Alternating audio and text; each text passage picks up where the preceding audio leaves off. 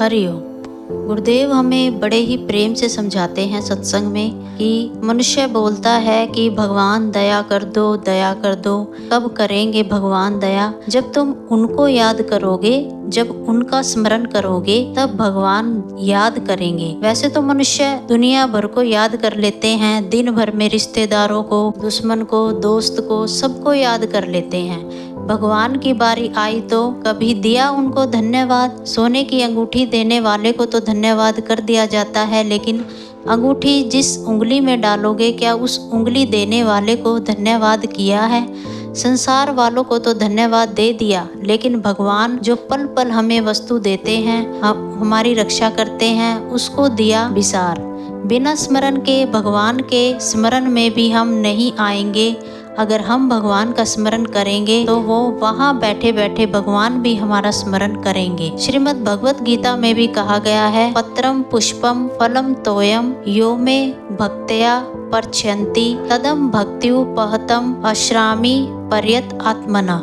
यदि कोई भक्त भाव पूर्वक भगवान को एक पत्र, पुष्प, फल या जल भी अर्पित करता है तो भगवान उसे स्वीकार करते हैं। भगवान हमें कैसे याद करेंगे, उसका उत्तर हमारी भक्ति, कर्म और भावना पर निर्भर करता है।